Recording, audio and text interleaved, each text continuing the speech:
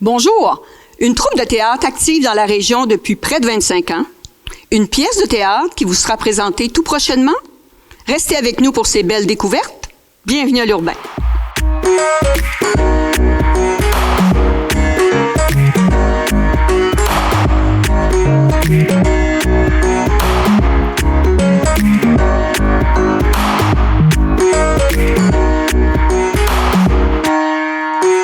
Oui, c'est ainsi que vous le prenez. Je suis votre mari et je vous dis que je n'entends pas cela. Moi, je suis votre femme et je vous dis que je l'entends. Bonjour, Martin Douin. Bonjour. Vous êtes metteur en scène pour Capla, la troupe Capla. Oui. Et vous avez la gentillesse ce soir de nous recevoir en pleine répétition. Oui. Pour une pièce qui sera présentée bientôt. Mais avant d'aller vers la pièce, Oui. la troupe Capla est une troupe qui, en fait, existe depuis près de 25 ans. Mais j'aimerais que vous nous parliez davantage de tout le fil là, historique et les débuts et les actuels de cette troupe très active. Effectivement, il y a beaucoup d'histoires. Donc, ça a commencé en 1998. Des sortants, des étudiants qui voulaient continuer à faire du théâtre ensemble ont décidé de fonder une troupe de théâtre qu'ils ont nommée la troupe Capla. Et puis, depuis, c'est la 24e année cette année, continue encore de permettre, en fait, aux gens qui veulent faire du théâtre d'en faire. Parce qu'on sait que parfois, le théâtre peut être un milieu plutôt fermé. Ici, on a une ouverture vers les gens, ceux qui veulent faire partie de la troupe ont l'occasion d'en faire partie, qu'ils aient un rôle sur scène ou à l'arrière-scène, on accepte vraiment tout le monde, parce qu'on a besoin aussi de tout le monde pour pouvoir justement perpétuer les histoires qu'on raconte et arriver à faire 25 ans de théâtre et même plus.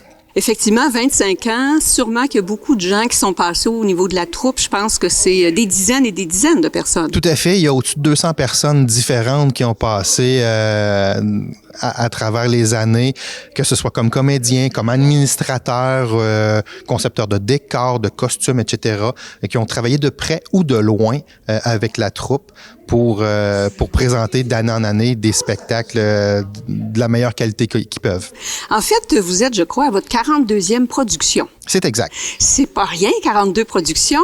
Est-ce que ça a toujours été un peu dans le même registre ou si vous avez fait des choses fort différentes d'une année à l'autre? Ça a été assez diversifié, effectivement. On a fait autant de la comédie de théâtre d'été qu'on peut appeler que du drame ou même des tragédies, autant du Molière que du québécois. Vraiment, on s'est promené là dans tout ça. La pièce qui s'en vient, qui va être présentée bientôt, c'est une pièce de notre ami Jean-Baptiste Poquelin, qu'on appelle plus communément Molière. Oui, celui qui a donné son nom à la langue de Molière. Exact. On connaît certaines pièces, Les Fourberies Scapin, Le Malade imaginaire, Les Femmes savantes, mais la pièce que vous présentez, c'est Georges Dandin. Oui, Georges Dandin ou Le Mari confondu. Alors, en gros, l'histoire, c'est Georges Dandin qui est un riche paysan, donc il a fait fortune avec son commerce. Il a décidé d'essayer de marier une femme au-dessus de son rang. On sait qu'à l'époque, c'était beaucoup classé par rang, les paysans, la bourgeoisie, la royauté. Donc, changer de classe sociale, c'était pas évident. Puis, grâce à l'argent qu'il a fait, un peu comme l'histoire de Séraphin Poudrier ici au Québec, a décidé, en fait, d'épouser une bourgeoise. Mais ça fait pas son affaire à elle, qui est en plus beaucoup plus jeune que lui. Et donc, découvre la vie, les gens autour. Donc, elle n'hésite pas à accepter les avances d'un courtisan qui vient la rencontrer. Et après ça, en fait, c'est un jeu de mensonges, de cachettes, de demi-vérité qui vient faire en sorte que à chaque fois que Georges Dandin pense l'avoir pris la main dans le sac, malheureusement, ça se revire contre lui. Adieu. Sachez que vous êtes entré dans une famille qui vous donnera de l'appui. Et il ne souffrira point que l'on vous fasse aucun affront.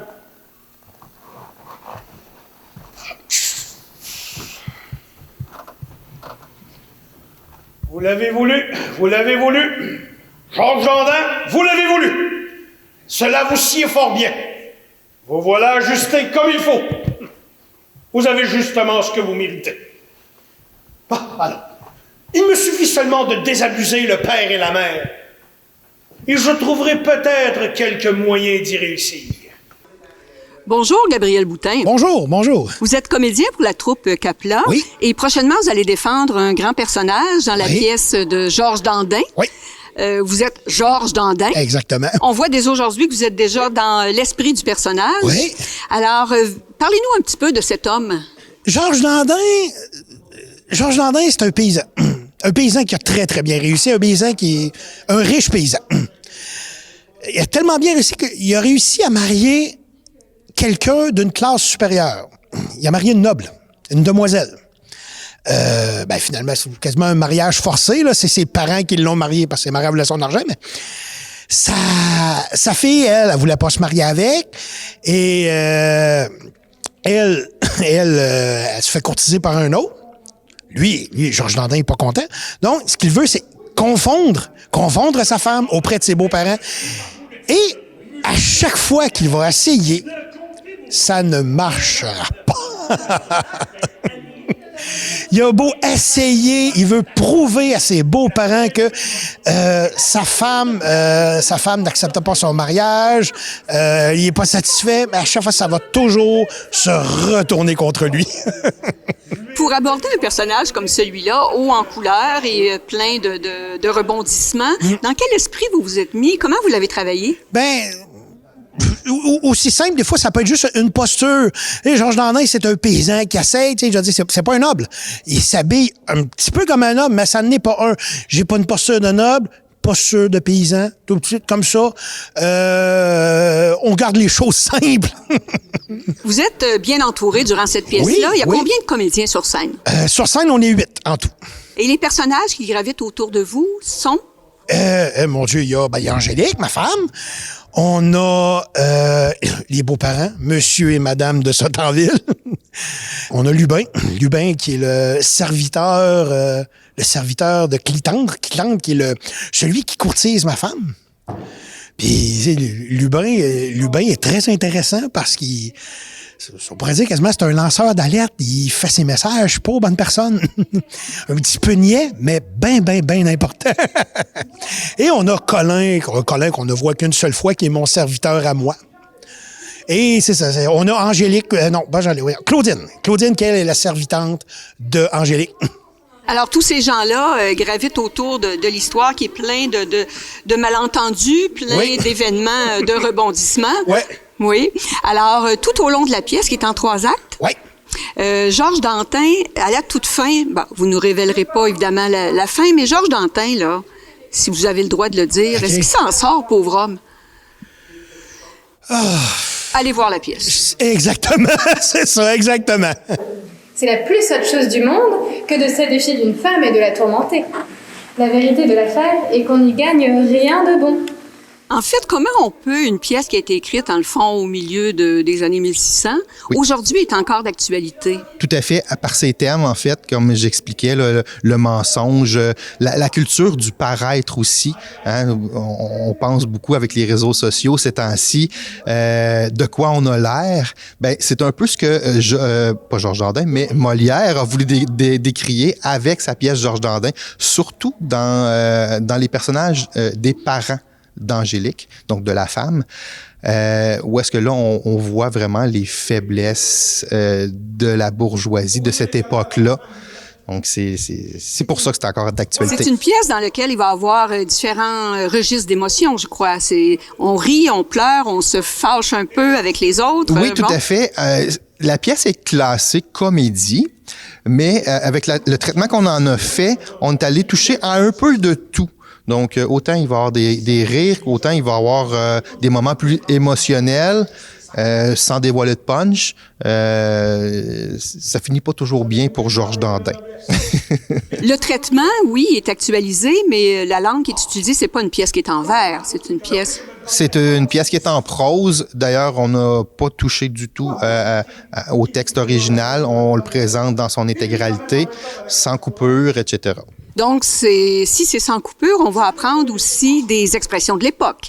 Oui. Est-ce qu'on en a quelques-unes pour nous mettre l'eau à la bouche? Oui, on en a quelques-unes. Rapidement, je pense à ne pas faire un pas de clair. Ça dit pas grand-chose à pas grand monde. En fait, ça veut dire de ne pas faire de gaffe. Alors, on va par la suite avoir des nouvelles expressions, on va dire, dans notre entourage. Tout à fait. Je crois que ça a déjà teinté un petit peu le langage de nos comédiens. Si vous avez le texte original, c'est une pièce qui est en plusieurs actes? Oui, c'est une pièce qui est présentée en 3 actes, donc à 3 moments différents de la journée. Disons, ça commence vers le matin, ensuite on a l'après-midi et finalement on a la nuit jusqu'au lever du jour qui va mettre fin à la pièce. Étant donné que c'est une pièce avec le langage d'époque, une pièce en 3 actes, elle s'adresse à quel public? C'est vraiment pour tout genre de public, que ce soit adolescent, mi-vingtaine, même personnes un peu plus âgées. À chaque époque de notre vie, on va comprendre des choses différentes. Pour les plus jeunes, mais ça va être peut-être le côté comique. Pour les jeunes adultes, on va peut-être comprendre quelques allusions un peu plus salées. Donc, vraiment, là, il y a de quoi pour tout le monde. Tout le monde va y trouver son compte. Tout à fait. Alors, pour pouvoir apprécier le travail qui va être fait, les représentations seront le 20, 21 et 22 mai. Exactement. Donc, le 20 et le 21, donc ça sera en soirée à 20h. Et ensuite de ça, le dimanche après-midi, le 22 mai, à 14h. Le tout sera au Mont-Arthabasca? Oui, au pavillon du Mont-Arthabasca, qui est une excellente salle, une très belle salle. On adore ça, jouer là. Les billets sont en vente? Oui, ils sont en vente dans les 2 cafés méridiens, donc autant celui au Bureau Pro Citation que celui à Arthabasca. Ensuite, on a aussi auprès des comédiens, évidemment, puis sur lepointdevente.com. Alors, si on achète notre billet à l'avance, il y a des prix de pré-vente. Sinon, on peut acheter un billet à la porte. Exactement. Donc, pour l'entrée générale, c'est 20 $ en pré-vente, 15 $ pour les 18 ans et moins et les 65 ans et plus.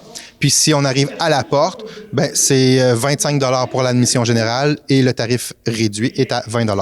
Alors, on se donne rendez-vous le 20, le 21 ou le 22 mai avec Oui. la troupe Capla Oui. pour Georges Dandin de Molière. Oui. Merci, Martin. Merci à vous.